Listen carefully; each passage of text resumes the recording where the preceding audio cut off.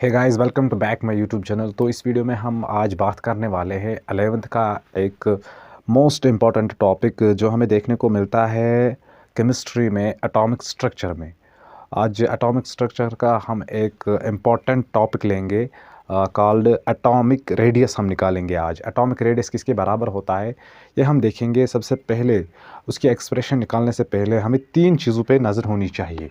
यानी कि अगर हमें निकालना है एटॉमिक रेडियस तो सबसे पहले हमें तीन चीज़ें पता होनी चाहिए। पहला, एटम्स में जो होता है इलेक्ट्रोस्टैटिक फोर्स, इलेक्ट्रॉन और प्रोटॉन के दरमियान, वो हमें पता होना चाहिए। यानी कि इलेक्ट्रोस्टैटिक फोर्स किसके बराबर आएगा, उसमें वो बराबर होता है ke² डिवाइड बाय r²।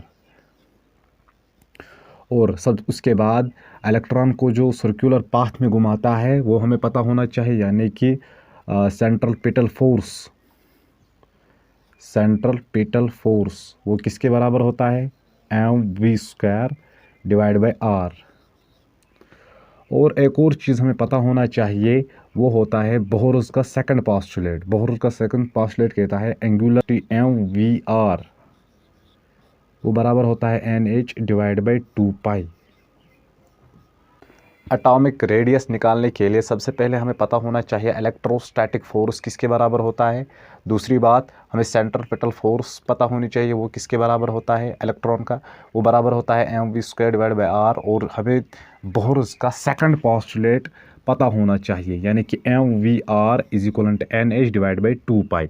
तो हम इसकी मदद से, इन तीनों की एक्सप्रेशन की मदद से हम आसानी से अब निकाल सकते हैं एटॉमिक रेडियस। एटॉमिक रेडियस निकालने के लिए हमें पता होना चाहिए इलेक्ट्रोस्टैटिक फोर्स किसके बराबर होता है और सेंट्रल पिटल फोर्स किसके बराबर होता है, और बोहर्स का सेकंड पोस्टुलेट क्या कहता है, वो कहता है mvr is equal to nh divide by 2π। यानी कि ये हो गया एटम का न्यूक्लियस और ये हो गए इसके शेल्स। अब इलेक्ट्रोस्टैटिक फोर्स जो इलेक्ट्रॉन और प्रोटॉन के दरमियान होता है वो बराबर होता है इसमें ke² divide by r, where e is the charge of electron, e is the charge of proton, which is equal to 1.6 into 10⁻⁻19 coulomb. और k is called electrostatic constant और r² is distance between them. और इसके बाद centripetal force वो force होता है जो electron को घुमाता है सर्कुलर पाथ में। इसके बाद बोहर्स ने कहा जो एंगुलर होती है according to Bohr's second postulate वो बराबर होती है nh डिवाइड बाई 2π। इसके बाद अब हम आसानी से निकाल सकते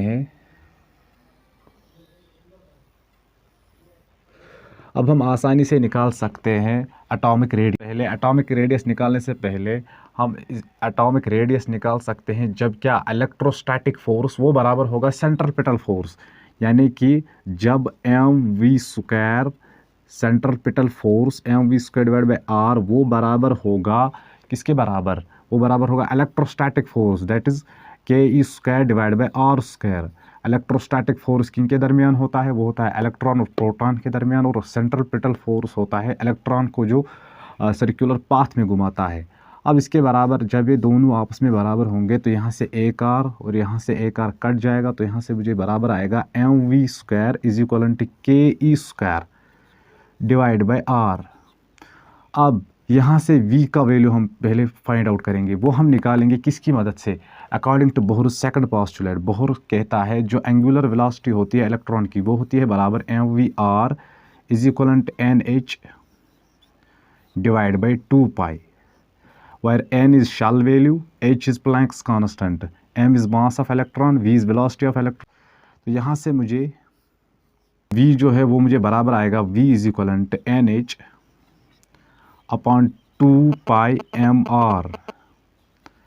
अब हम इसका वैल्यू पुट करेंगे किस में, v² में।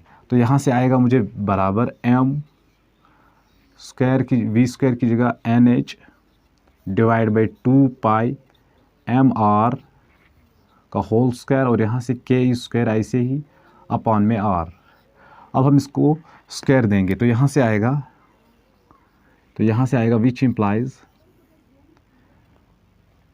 n² h² अपॉन 4 ये बनेगा pi square m square r square, 4 pi square m square और आर स्क्वायर वो बराबर है किसके, k e square divide by r. तो इसके बाद यहाँ से एक आर और एक आर कट जाएगा, यहाँ से एम और एक एम कट जाएगा और यहाँ से अब बचेगा m square h square divide by 4 pi square और यहाँ से एक एम और यहाँ से एक आर और यहाँ से के ई स्क्वायर। अब आर को यहाँ ले जाएंगे और के ई को नीचे, तो यहाँ से मुझे आर यहाँ से आएगा m square h square divide by 4 pi square m k e square, m k e square वो बराबर आएगा, ये आर ऊपर जाएगा तो ये यहाँ से आएगा आर। तो इसको हम लिख सकते हैं r is equal radius of atom मुझे बराबर आएगा m square h square upon 4 pi square m k e square, where जहाँ एन का वैल्यू एन हमें होता है शेल वैल्यू और एच स्क्वायर होता है, एच होता है प्लैंक्स कांस्टेंट जिसका वैल्यू होता है 6.256 इंटू 10⁻⁻34 जूल सेकंड। और यहाँ से होता है एम मास ऑफ इलेक्ट्रॉन, के is electrostatic constant, E is charge on electron और पाई का वैल्यू हमें पता होता है। तो ये एक्सप्रेशन मुझे होती है क्या, रेडियस ऑफ एटम की। और रेडियस ऑफ एटम मुझे बराबर आएगा m square h square divide by 4 pi square m k e square.